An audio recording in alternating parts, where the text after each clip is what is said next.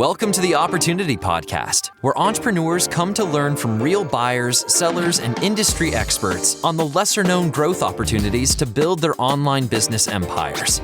We'll uncover tactics veteran online business entrepreneurs have used to build, buy, flip, and sell their way towards personal wealth. Sit back, grab a coffee, and get ready to uncover hidden growth secrets. The Opportunity Podcast starts now.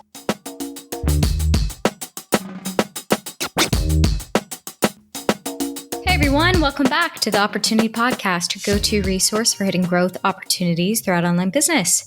For those familiar or new to the podcast, I'm Sarah, and thanks for joining me today. In this episode, I'll be talking to Ben Donovan, the founder of multiple seven-figure FBA businesses and the creator of Brand Builder University, an educational resource that teaches entrepreneurs how to launch profitable Amazon FBA brands. Ben walks us through how to build an Amazon business to sell within 2 to 3 years and explains the blueprint for an effective exit planning strategy. He also discusses the benefits of selling in the European Amazon marketplace and the key differences between US and UK FBA marketplaces. We also get into a little bit of mindset and what the industry is like today. It's really been a fun peek behind the curtain into Ben's world and the exciting things he's doing over at Brand Builder University. So you definitely won't want to miss this one if you are looking to get started in FBA and are looking to exit within a couple years' time. So without much further ado, let's get started.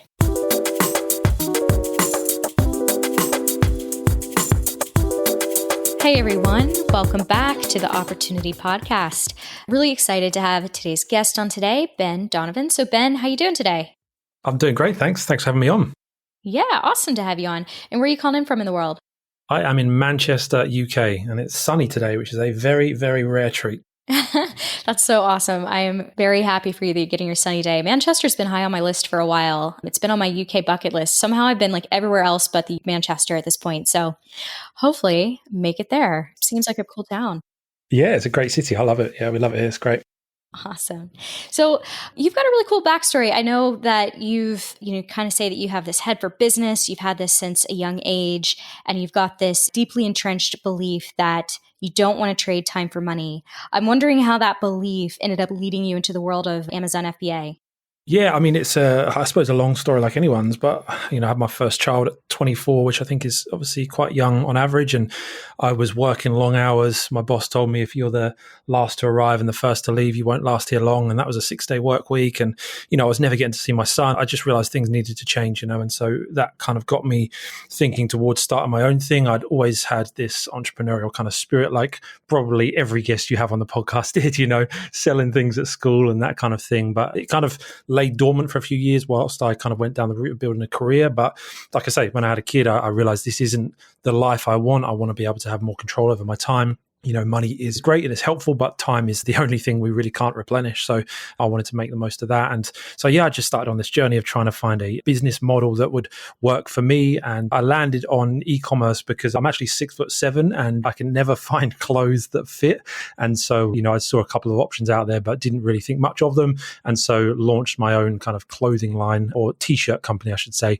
for tall guys, and borrowed a bit of money from my dad and got going with that. And so, I quickly sort of learned how much I didn't know about e-commerce and about marketing, and it kind of went okay. We had a bit of a launch and I enjoyed it to some extent, but I just struggled with the marketing side, and it was still something that was very time intensive because I was storing all of the t-shirts in my house. If we got an order, I had to pack it up myself, classic startup kind of story, but it kind of meant I was tied to home because if I got an order, I couldn't then post it while I was away and all of those kind of things. And when I was researching, doing the classic YouTube, how to sell stuff online kind of research to up my marketing game, I just stumbled across the world of Amazon FBA, and I was like most people probably still are. I thought if you bought something on Amazon, you're buying it from Amazon, and suddenly realized that over half the sales on Amazon were actually third-party sellers, and I could get in on this action, and so decided to dive in from there. Wow. I mean, that's talk about like understanding your audience, right? You're like, I know this unique struggle, 6'7". There aren't as many of us, but the people who are this tall, we definitely have a true need for getting these clothes. So that's awesome that you actually went out there and provided the product that you most wanted to see in the world. Exactly. Yeah, definitely.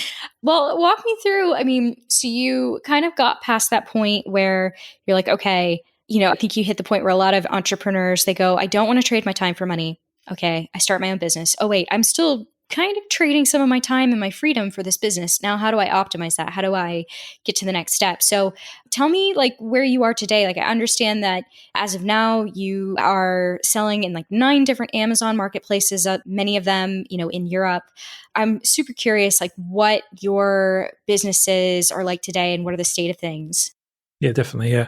It's definitely not been a smooth ride. There's been some big challenges along the way, which we can maybe get into. But in that first year, we saw some great growth. I launched a product that went well. Then I launched a product that didn't go well. Very similar to, again, most people's journeys, I'm sure, throwing, some stuff at the wall and hoping something sticks because, again, I was very inexperienced and there weren't the tools available that we have today that can help us with so much of these things. And even if there was, I didn't really know how to use them because I kind of tried to just dive in and learn on the job. And so, had some good things happen, some bad things happen. But in that first year, kind of scrambled to around 6 figures in revenue, which I was, absolutely losing my mind about. I didn't realize that anything like this was anywhere near possible. To me, just even that volume was insane. And I remember the first day I got 10 sales on my Amazon business, just thinking this is literally insane. How is there so much volume on Amazon?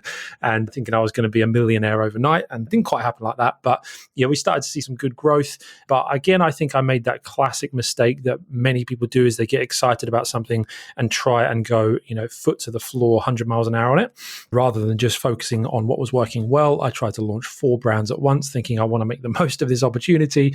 And, I was in a position where I had a decent amount of capital to put into it, which can sometimes be a bit of a weakness because you think you've got all these options and it kind of just dilutes your focus a bit. And so, that definitely happened to me. So, the next couple of years, we kind of, drifted around sort of 200,000-300,000 a year in revenue and didn't build it as much as I would have liked. And we tried to go, like I say, in quite a few different directions. And so the last couple of years really just sat down and thought, what do we want to do here? We had a design agency as well, and we were doing some client work and so many things going on. And so a couple of years ago, we sat down and said, what do we want to build for our future? What do we want to add value to in the marketplace? And decided that, building a brand really was the biggest opportunity we felt over the coming 5 to 10 years.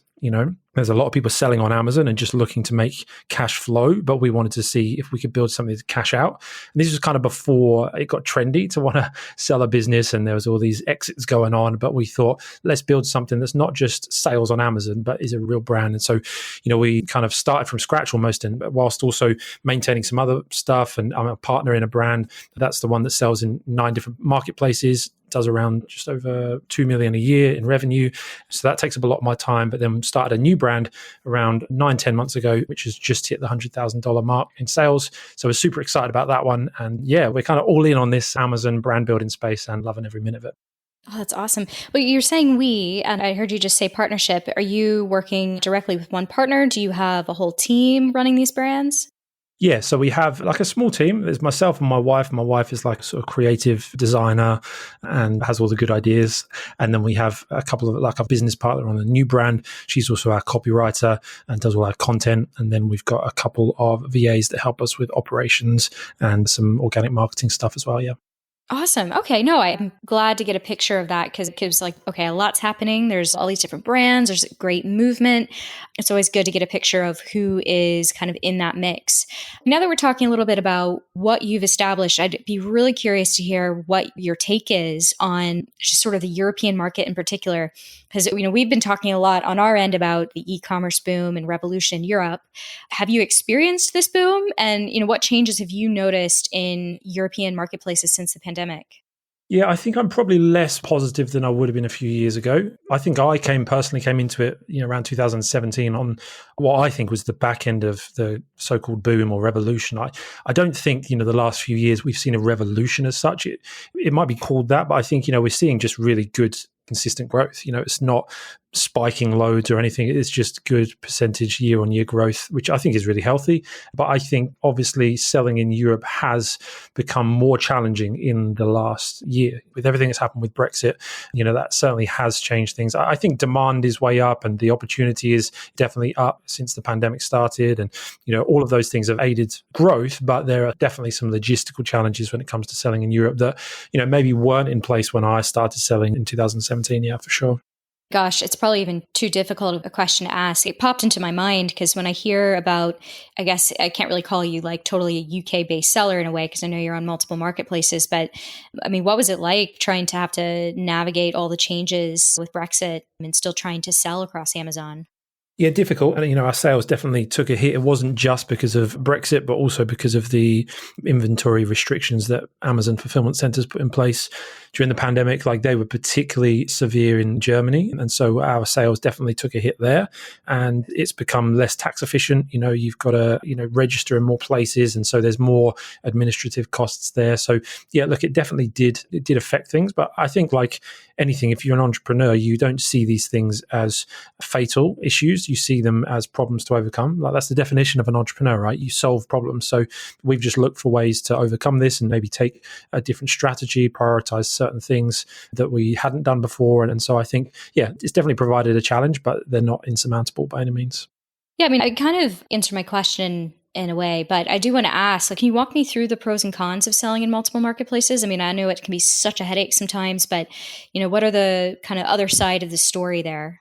Yeah, I think there's many of both. When we work with people to build their business, I teach this idea of, the law of least effort. It's actually something I completely ripped from James Clear's Atomic Habits book, but applied it to a brand building concept. He talks about the law of least effort. The growth of agriculture was much quicker on a sort of an east-west plane as opposed to a north-south plane because of climate. And it was easier to grow those things with those climates that were similar. And so he talked about how human nature just wants to grow things and do things that require least effort. It's a brain mechanism that requires the least amount of energy conservation, etc. And applying those things to building a brand, I think, is really important because you want to be able to do the things that are going to gain you the most amount of results for the least amount of effort. And so, the process we teach is the first thing you need to do is do more marketing. Once you've launched one product and you start to see some success with it, before you quickly try and launch loads more products, which I speak from my own experiences and my own mistakes with that, is actually, get your marketing. I wouldn't say maximize the marketing for that first product, but, get it to sort of 80% of its capacity. And then I believe the next step after more marketing is actually more marketplaces. Again, before you try and launch another product, you should actually go into launching into more marketplaces, because the pros of launching in more marketplaces is you don't need to find a new product to sell. You don't need to build out a new supply chain. You already have, an order that you're going to be placing on that inventory. And so you don't have to meet an MOQ for a separate supplier for a separate product. So it's a much quicker and easier, hesitant using the word easy, but is less friction when launching the same product in a new marketplace. And it's so, again, hesitant, but so easy now to be able to launch into new marketplaces. If you're selling in the US, you could launch in Canada, in the UK on your very next inventory order, super easy. And it could add, 20, 30% to your sales, if not more. And, you don't have to find new suppliers, supply chain, etc. Of course, the cons of that, going into more marketplaces is there's more to manage, and it does dilute your focus. But in my experience, to launch in more marketplaces with the same product requires far less time and energy than to launch more products in one marketplace. So, I think there's room for combination of both there, and it's not to be sort of completely exclusive until you exhaust one avenue. But I think, there's definitely some underutilized options there for people for sure. Oh, that's excellent. I really like the way you just laid that out, and definitely thinking about the US being that launch pad and getting into other markets that quickly, like on your next inventory order, like you're saying. That's super interesting. You mentioned this just in passing as you were laying all that out. You were saying, I've done X, Y, and Z, or, this was a mistake of mine. I was wondering if we can get into some of those challenges or any mistakes that you felt like kind of stood out in your journey to build your businesses. If you were sort of to give a golden piece of advice to someone else, hey, try not to do it this way or do this thing, like what would that be? I think I'm biased in I help people, build their Amazon businesses, but I think don't do it alone. Whatever that looks like for you, whether it's a community that, there's thriving e-commerce communities on a bunch of different social platforms. I'm pretty active on Twitter, and it's like a really thriving Amazon community on there now. And, even that is just super, super supportive. You can ask questions. If you've got doubts, you can reach out to people. I get people DMing me all the time saying, what should I do with this? I just, had one last week. Some guys are looking to launch into the US, hadn't sort of factored some things in. I was able to help them with that. And I just wish that I'd have had that when I started. I tried to just go out on my own. there weren't as many communities, and so there wasn't as much help and support available. And you can't know it all. I'm so far from knowing it all myself as well, but with the benefit of community, when we do it together as a community, there's this shared knowledge that we can all work with that helps us make less mistakes and take positive steps forward. So the biggest thing for me is don't do it alone, because there's so much wisdom from experience that's out there. Experience is a much better teacher than failure. I'd much rather learn from somebody else's experiences than have to go through that failure on my own. So definitely find a community. Yeah, I love that. I think we obviously have a lot of solopreneurs come through our marketplace, and, you see them in the industry. You've been there yourself. And I think it's nice to hear from someone, hey, don't believe that you have to do this alone. Don't believe that you need to be a lone wolf to be like the dream entrepreneur that I think everyone paints as like this really kind of the top of the pack person who just doesn't need anyone else, doesn't make mistakes. And I don't know, they're secretly crushing it with all these secrets they've somehow amassed by themselves. But it's really cool to hear that the community is there for you, that there is that support, that when stuff hits the fan, like you've got to actually have that in place, because you're not gonna be able to do it on your own. I mean, it does make me think of like the time and place that we're now, I'm sure full well, in the middle of a supply chain crisis. I mean, I was curious, like, how have you seen that play out in the different marketplaces and, maybe amongst the community that you're talking to? Would you say that there's marketplaces that are more affected than others?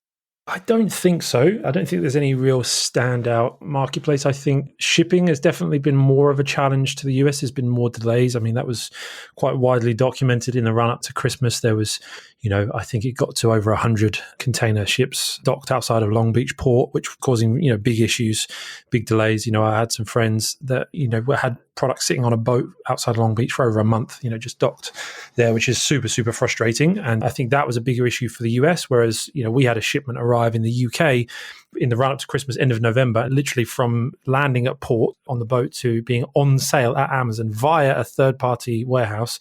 It did that in 7 days, which to me was just insane at that time of year amidst all of the shipping challenges. So whereas the UK and Europe have been more affected, in my experience, at least, by Brexit and the challenges that have come with that, and having to change your strategy from just having one fulfillment center in the UK, for instance, and then distributing through Europe, you've kind of had to separate a bit. And that has caused, more delays than the supply chain issues, really. So I think, across all of the marketplaces, it's when it comes out in the wash, it's relatively even, to be honest. And, there's been some challenges all around, that's for sure. Well, I'm wondering, when you're talking about those challenges and, we're talking about challenges happening in different parts of the world, everybody is kind of going through something different with their FBA businesses. Have you heard maybe anecdotally that this is causing a lot of sellers to really think a little bit more critically about the business that they have in hand and going, okay, I don't know how much longer I can ride out some of these challenges. Like maybe I need to be thinking about an exit. Is that something that you're hearing? Yeah, definitely. It's the big talk of the industry at the moment. And I think that part of that is just to do with the amount of money being raised by businesses, the attention that is getting. People, I think 4 or 5 years ago, it wasn't talked about, that you could sell an Amazon business. It was almost unheard of. And so now it's talked about so much that it's quite an attractive thing to talk about, to think about. And so I think, it is getting talked about more. And I think part of that is people feeling like now maybe is a good time to sell because, valuations are high, challenges are high, all over the place. And so I think that what I've experienced in my 5 years now in e-commerce, there will always be the naysayers. In 2017, when I started selling on Amazon, there were people saying it's too late to start. Yet there's people that have started since then, built multiple 7-figure brands and sold them in that space of time, So there will always be the naysayers that say these challenges are going to be, too much or it's going to be too difficult. But then you'll always have an optimist like me that says, this is what entrepreneurs are built for. We're built to solve problems. We're built to overcome these things. And those that are willing to put in the hard yards and do the work are going to reap the rewards, when and if, and hopefully the supply chain issues do sort of calm down. And by overcoming those problems, we're actually going to create a lot more valuable businesses. And I firmly believe that, right? That sometimes I look back and I think, man, it was so easy. I wish I'd started selling on Amazon in 2012 when you could literally upload one image of one product and just sell absolute crazy amounts of it. But it wouldn't have made me a better business person, right? I think the challenge of having to actually build a brand in a more competitive market, amidst these different challenges is teaching me, operationally inventory management, supply chain management, how to launch and scale brands, how to build an audience, all things that are so incredibly more valuable. That learning experience is way more valuable than if I could have started earlier and sold a business earlier and sold it all off and retired on a beach in Thailand or something. It's way more valuable to my future having to go through this because it's making me a better entrepreneur. Yeah, it's so funny to hear you talk about the naysayers from 2017. It's like, oh yeah, it's too late. You can't. And it's like, well, yeah, we might have had a black swan event coming down the pipeline that would have changed the face of e-commerce. And, you just don't know what you don't know. It's very easy for people to naysay when I think now I'm hoping people are pulling back on that. I think we're in such a unpredictable time period. It feels like that it's like kind of all bets are off. You just kind of need to be in there. If you want to go do the thing, go do the thing, go build the business, sell it. Like I like what you said about challenges being high and valuations being high. Those two, put that in perspective and you've got like a really interesting recipe for a good time to exit. So I love that perspective. I did want to ask you about that because I know that you are deep into, you're running a course right now on building Amazon businesses to sell within 2 to 3 years. Like, I was just curious if we're talking from kind of the foundation of that, what would be the difference between building a business to keep and building one to sell a few years down the line? I actually don't feel there's a huge amount of difference, in terms of what we're doing. We are, got a couple of businesses at different sort of ends of the journey. And especially the one that we've more recently started, we're definitely going into it with the mindset of we're building this to sell. But I think that if you are building it to keep, there's not too much that changes in terms of how you should go about it. But I think there are some changes of how you can go about it, because I think if you are building it to sell, it forces you to be organized, to build things with clarity, to document things, to keep your finances in order, all of those kind of things. I think that the differences are more in mindset than they are operationally or strategically. I think if you're building a business to keep, you may be less aggressive because you want to build something that's cash flow oriented. But I think the danger with that is if you go into a business with a mindset of I don't ever want to sell it, then you play kind of an average hand and you don't launch new products, especially on Amazon. If you're not launching new products, then you'll be moving backwards, because it can be so easy for a product cycle to kind of reach its end, for products to maybe just sort of plateau and you're just kind of sat there. And so I think that by building it to sell, or at least going in with the mindset, even if you secretly in the back of your head think, well, I'm not going to sell this, I think go in with an approach that this could be a sellable business in 2 to 3 years, because that will always be a better business. It's going to take less of your time because you're going to have it more optimized, more structured, more systemized. You're going to build out all your SOPs, so you're going to be able to have a team that can run it for you. And the whole idea of starting a business is to create value in the marketplace, but also create more freedom in your life. So to go into it with that structured, systemized mindset is, I personally believe, it's always going to build you a better business than if you just go into it just to create a little bit of cash flow. Yeah, I mean, I couldn't agree more. I think it's really interesting what you're saying. Like, you're setting yourself up for a business that should be a sellable asset. It's ultimately going to be a better business. I think, another side of that equation is like, if you're in a particular position, you've got a good business going, there's another step of how am I kind of building a business that could be like the top of my niche. It could be the kind of business that looks good for an aggregator if that's your goal. And I think that's a lot of people's goals, right? Because they're looking at the valuations, they're looking at the capital flooding the market and being like, well, how do I become the type of business that could be worth these multi-7, sometimes 8-figure exits? That's who I want to be. You need to backtrack and be able to build from that.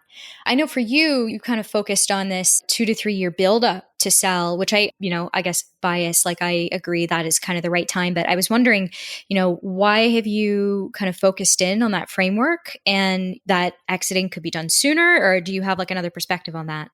Yeah, look, I think it certainly can be done sooner. We've got one of the guys in our community who started 2 years ago and is just going through the process of an exit now. And so that's super exciting and has done it real quick, and could even be done sooner. I think it all depends on your goals. I think it depends on how you go about it. If you've got more capital, you can certainly do it quicker. But for me, the big thing, I think it was the idea of, especially 3 years, was because I think most people come into this and think, I want to make some money in 3 months. And so my thing, I hate the hyperbole around the industry. I resisted helping people with their own Amazon business for ages because it can have this reputation of being filled with gurus who aren't practitioners. And so I didn't want to kind of be like tarred with that brush. I felt like I'm going to be honest and I'm not going to try and sell a dream that isn't realistic. I certainly want to be positive and I want to say to people, this is an opportunity to create an incredible life for yourself. But I think to really just also add some perspective in there, this is not something that's going to make you rich in 3 months, but it absolutely could in 3 years. And so I think for me, our approach in, for instance, taking all that we've learned over the recent years and launching a new brand, it's kind of my project to document this 3-year journey. Whether we will sell it after 2 to 3 years, I don't know. But again, that's my perspective of, if we build it to sell, then we're going to have a more profitable, less stressful business. So let's do that anyway. For us, the first year was about getting established, and it will hit the first year in around 3 months' time. And we've done $100,000 in sales. And so that's not going to blow anything out of the water. That's not life-changing. We haven't taken a cent out of that yet. But what we have done is built a solid foundation that in year 2, we should go from somewhere to between $500,000 and $800,000 in sales next year. And that's where momentum is really going to pick up. We won't have to take on masses of debt to make that happen. If you get your terms with your suppliers right, and if you get your product costs right and your margins right, you can definitely keep reinvesting. And then, in that third year, really optimize for a sale. So I think it can be done quicker. I just think realistically, I'm trying to take a bit more of a realistic view with it and not make promises that I can't actually keep in terms of helping people go on that journey. Yeah, I've got loads of questions for you on the exit front because I do want to dig into that. But I guess just to point out, I appreciate your viewpoint. You're talking about being really cognizant that the industry is full of gurus, people kind of selling you a dream, and then people get hurt, they get burnt, are just, I would say, like innocent bystanders, people trying to make it on FBA. And there's a lot of, I think, wolves out there trying to snap up those people. I know kind of in your site and sort of how you present yourself online, I had to laugh because you were talking about like, I don't want to be the guy that just rents the Lambo for the day and is, makes a bunch of promises, because we pretty heavy Antiguru as well at Empire Flippers. So when I saw that, I was like, that's cool. I think you're like a real person. You understand as somebody who genuinely had a point in their lives where it was like, okay, I'm heavily trading my time for money when I'm a dad and I don't want it to be this way. I need something more. You kind of come from like a more of a human driven perspective, I've imagined. And I don't really know who these people are with the renting the Lambos for the day and what they're after, but it just doesn't seem the same world. You know what I mean? Yeah, I drive a Volkswagen, for crying out loud. It's it's a great car. Yeah, it's not that exciting though. It doesn't go well in photo shoots. But that's the thing for me. The exciting thing for me is not the toys and the rich lifestyle. It's the fact that I get so much time with my kids and we get to go away and we get to do the things we want. And, that for me is real wealth. So yeah, definitely want to keep building that. And, maybe one day I'll buy a sports car. But for now, it's all about just investing wisely, building wealth that creates more time. And I think that should be the route for everyone else. And I think that's why, in our community, we've got so many 30s, 40s, with young kids wanting to make that change as well, because they recognize that time is short. My son just had his 10th birthday and it's like, where has that decade gone? In another 10 years, he'll have probably moved out and I won't see him as much. And, I heard a stat that just freaked me out so much that, by the time that your kid hits 16, then you will have spent 93% of the amount of time you ever spend with them. That's an average, of course, and that would differ for everyone. But as an average, it was some university study or something that I'd need to dig out. But along those lines, of the majority is by the time they're 16. And I was like, holy crap, I got to do something about this and, and help more people create more time with their kids in that time that they can really make an impact in that way. So yeah, I think the money side of it is great, but the time and the value aspect is the bigger thing. And that's why, looking at it from a 2-3 year perspective is good. And, I think that period of time as well helps you potentially build something bigger as well. Because, I just saw you guys, I get your emails of all the businesses that you put out for sale, and you just put one up that's 5 years old, I think, an FBA business, selling for 26 million. It's insane. Know. If you just allow it to compound. Yeah. I'm like, geez, that's some It was like, I think, 780 SKUs, which scares me a little bit, but that's a lot to manage. But yeah, like it's, that has just compounded over the years. And if you allow your efforts to compound, then these crazy possibilities. I think putting that all together, that stat really does stick out to me. And it ties to what you said earlier in the podcast, like the time is the resource you can't get back. And I think that's what brings people to this industry to begin with. There is like kind of like a calling inside going, there's got to be something more than this. There's got to be something different to this. And then yet there's this clash, of course, with the other side of people who see the dollar signs and they're not really rooted in the same sense of purpose. Maybe they end up finding it because they realize being a guru must not be that easy at the end of the day. It's quite a saturated industry, I'd imagine. Yeah. But yeah, I mean, like you said, like you look at that business for 26 million and going, that was just done in a few years. And that is going to be, that's life. I mean, there's probably multi-lives being changed in that transaction. It's powerful stuff, like what you can accomplish in FBA. And I think, and again, calling my own bias here, I love that exiting can be a part of that. There's something about building that business online and running it and getting that like time, location freedom, whatever it is you're after. But then when you can leverage that into an exit and a lot of money in your pocket and then walk away to other things, like that piece of the puzzle, a lot of people don't always understand. So that's what I want to talk about next, because I know that you're helping people with an exit strategy. So like, I'm curious your perspective. What's your take on an effective exit planning strategy? What does that look like?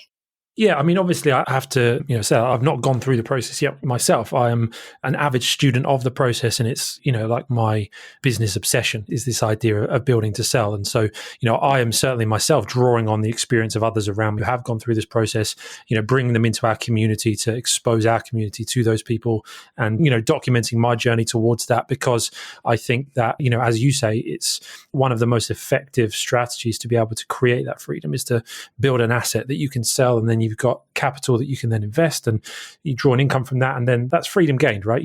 And to me, that's the crazy thing, is that in 2-3 years time, anybody, if they apply themselves, could create financial freedom forever. And then the choice then is, how do I spend my time? Not how does money dictate to me how I spend my time. And so that's the exciting thing. And so I think that's why you got to expose yourself to this kind of thing. And so in terms of effective exit planning, for us, how we're going about this, of course, there has to be clarity in what you're building. And so some of the things that we're really working hard to do is have real clear structured finances. So including an accountant or a CPA as early as you can. In the first few months, it's not always the most cost effective to have, a CPA on retainer, but as soon as you can, like I say, 9 months in now, we're just about to put an accountant on like a monthly retainer to give us reports, give us advice on a monthly basis to help us as we launch into new marketplaces, etc. So I think, investing, the right kind of clarity for your finances is really important.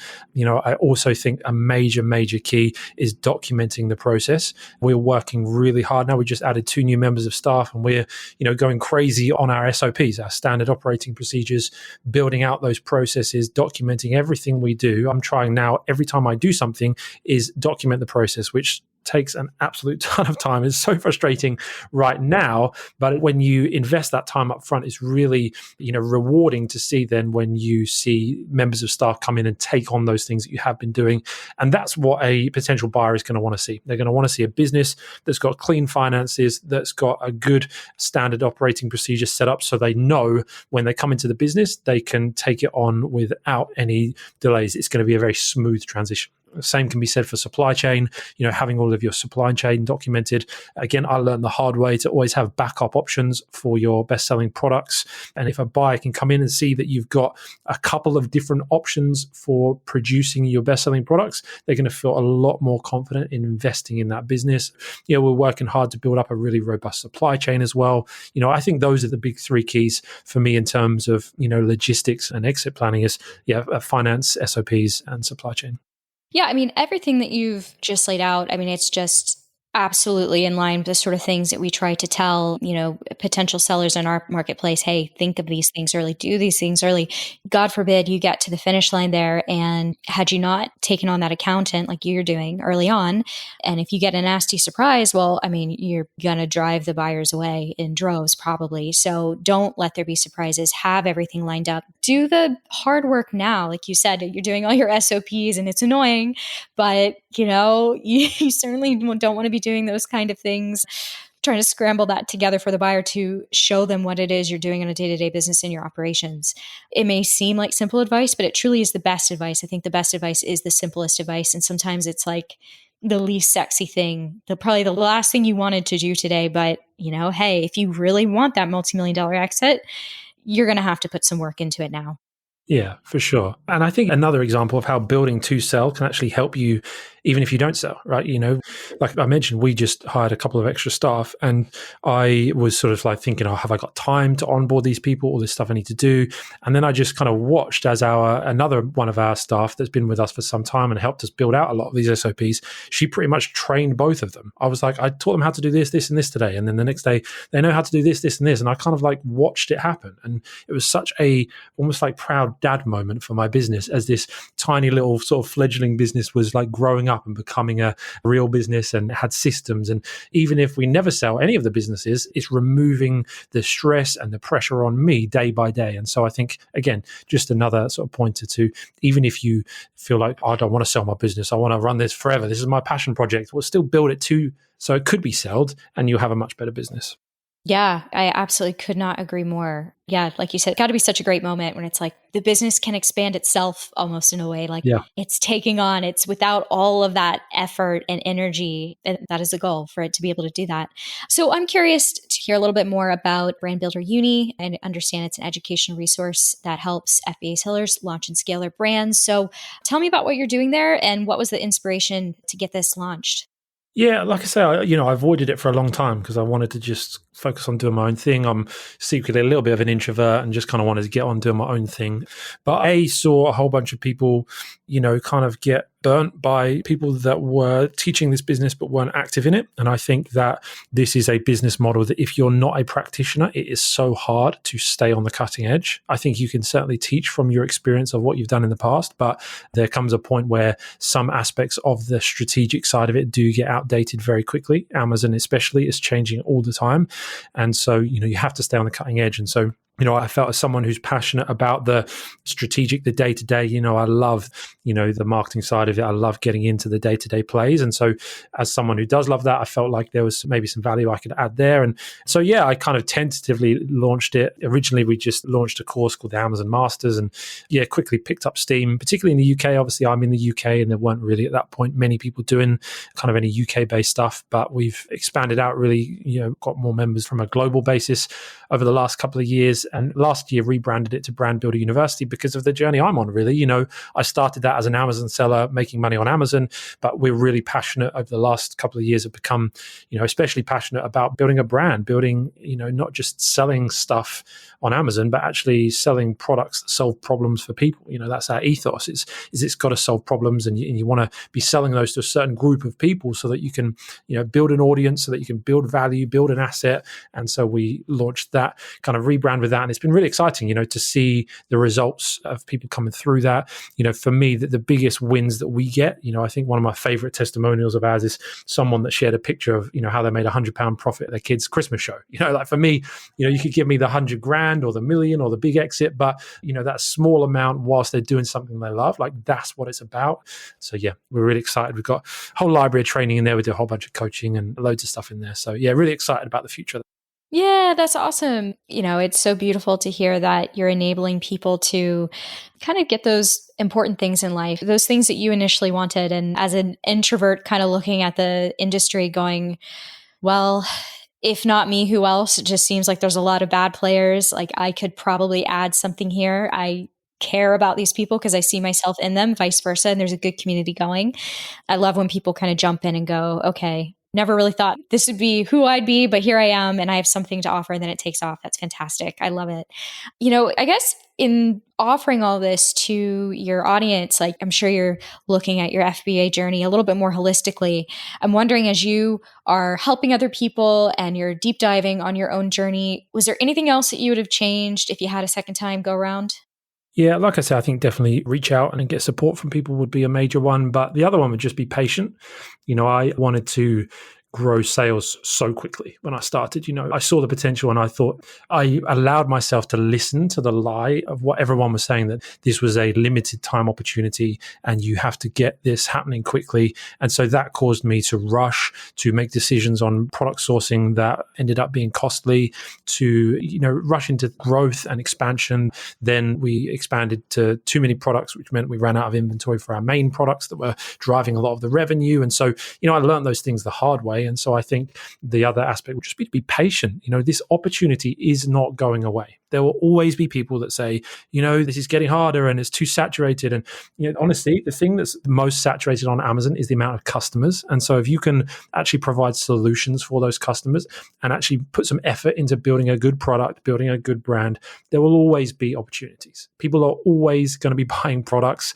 And so this opportunity isn't going anywhere. You just have to be willing to put the work. The opportunity of throwing rubbish from Alibaba up on Amazon, just doing Alibaba arbitrage, like that is over for sure. But if you build it the right way, you can build a much better business, like I say, than you ever could have then. And the opportunity isn't going anywhere. So be patient. Don't try and rush to building $1 million business overnight. Build with a process, like a 2-3 year process, and, see it compound. And you can see some incredible things for sure. Yeah. I mean, I like what you said there about, it kind of sounds like don't have a scarcity mindset. Don't play into the fear of things. It's funny because I had just scrolling through something on Instagram, and it was like a coach that I follow. And she said that same thing that you just said. It's like she hears a lot from people, oh, this market is saturated, but she coaches people across a lot of different industries, and they hear from a lot of different coaches who say, oh, it's just so saturated. And her take was like, well, is the market saturated, or are the ways that you are trying to get through in the industry just old? Are you doing something that worked 3 years ago and now your excuse is it's saturated? Like, you need to be staying sharp and really staying in the industry, which is why I like what you said about seeing those gurus out there. And it's like extremely hard to coach people on FBA unless you're in it, you are following it, you are actively facing those challenges alongside everyone you're teaching. I think that's just a powerful way of approaching things. It's just so funny you said that. As soon as you went into saturated, I was like, man, I just seen that. And it's kind of the same advice. It's applicable. She was talking about all these different industries, but here we are in Amazon FBA, same thing. Yeah, totally. And, one of my favorite quotes is Daniel Webster. He's I think, politician at some stage. He wanted to become a lawyer. I think it was around 19th century. And people told him not to become a lawyer because it's saturated. And he said, there's always room at the top. There's always room at the top. If you're willing to improve, if you're willing to differentiate, if you're willing to solve problems that other people aren't yet solving, there's always room for that. So, yeah, I think that should be, rather than finding these golden opportunities that nobody's found yet, is actually finding the opportunities that nobody's bothered to improve on yet. That's the big opportunity. Oh, that's excellent advice. Well, what's next for you then? Do you have an idea of what the next few years look like for you? Yeah, I think we're pretty heavily focused on scaling up brands to, I don't know, it's something I'm mulling over a lot, whether we, sell one to really build some significant capital and then, do some other stuff, or we try and build them and sell them as a group, to really sort of, play on that sort of bigger multiple there, something like that potentially. I don't know, some days I think let's scale this to the moon. Some days I'm like, let's just sell it all now and go and live in the mountains. It depends on how stressful that day is. But, I love the practitioner side. I want to stay involved to some extent, but I definitely think that over the next 2-3 years though is more evolve into buying businesses rather than building them, because starting them from scratch is it's hard. It takes work, it takes effort, and there's only so much time and energy anyone has in not only a day but a lifetime, right? And if I want to really do more significant things, I think buying businesses is a real hack, a bit of a shortcut to doing that. And so really keen to explore that. We're exploring some different options with that at the moment, just some small scale stuff to start learning that journey of acquiring stuff and building and growing a bit of a portfolio and stuff. So yeah, that's why I'm on the Empire Flippers email list. That's awesome. I love to hear it. And yeah, like you said, I mean, there's just a multitude of opportunities. There's just so many different ways of going about it. And hey, I'm glad I'm not the only one when you say, sometimes I just want to run away and go to the mountains. I feel that all the time. Although my computer can follow me. I work remotely, so technically I bring my computer to the mountains, but hey ho. Well, Ben, this has been super fun. I've really liked getting to know you and hear about what you're doing over Brand Builder Uni and your kind of runway to what exiting might look like down the road. definitely rooting for you in the process. I hope that as things unfold over the next few years, you kind of land in a place that you can look back and go, I am so thankful to pass me for finally deciding I'm going to get out of trading my time for money and go on this crazy journey. Thank you, Sarah. It's exciting times to be in the industry. And I love the community that there is around the industry as well. And excited to see lots of people win over the next few years. It's going to be fun. Awesome. Well, if you're cool with it, I've just got a couple rapid fire questions like we like to close out the episodes this way. So first one, usually my favorite one, what are the best hidden growth opportunities within FBA? I think scaling up in the biggest opportunities, I personally think, is good terms with your suppliers. It's a bit left field, but I think by gaining good favor with your suppliers and getting shorter lead times, but also better payment times, so you could pay after products have been delivered, I think that is a secret hack that not many people talk about to growing fast. So definitely explore that with your suppliers. Great. That's a great one. And what are tools or resources that can help people optimize their FBA exit? I think the accountant, CPA is one that's, again, underutilized. Everyone wants the hottest bit of software, but if you could get some just good, solid advice about how to build your finances outright, then I think that will really help you in that exit process. Awesome. And do you have a funniest moment while working in FBA? Yeah, I thought about this. I'm struggling to sort of find one. It's probably more depressingly funny, but one of the challenges I had was that I only had one contact at my supplier. Again, another mistake to note. And she had a baby, but got sick when she had the baby. She promised me she'd carry on working. A week later she'd be back, but she basically went AWOL for 3 months. We got desperate that I literally almost got on a plane to China, but I thought I'm going to try phoning them first. I phoned them, and from the number that she had in all her contact emails, and none of them spoke English. So they were speaking Chinese and I didn't understand Chinese, and I was trying to speak English, saying, do you speak English? And they just started laughing, and they were passing the phone around, all these different voices in Chinese, and do you speak English? And they just kept laughing at me. And, I sort of hung the phone up and thought, man, this is not a good situation. So, I look back now and laugh. It's pretty tough, but it's kind of a funny moment. Well, I definitely resonate with that as somebody who travels full time for the past few years. There's just so many moments where you're like this thing that gets passed around the room. You're, please, someone help. Please, someone speak English. Please, yeah. I should really learn Mandarin, but it's, yeah. Oh my gosh, yeah. There should be like a course. It's like teaching FBA sellers relevant things in Mandarin. Yes, There's exactly, you go. There's an opportunity right there. Absolutely. Absolutely. Awesome. Well, thanks so much, Ben. Again, this has been great having you on the show. Thank you for offering our audience so much throughout your interview. I'm really looking forward to getting this one out to the world. No worries. It's a pleasure to be on. Big fan of Empire Flippers, and so it's been an honor to be on. Oh, thank you so much. Awesome.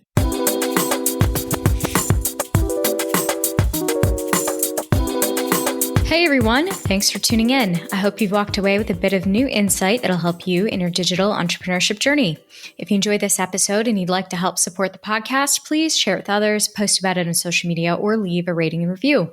To learn more about businesses available for sale at Empire Flippers, click the link in the description or visit empireflippers.com/marketplace. Thanks again, and I'll see you next time.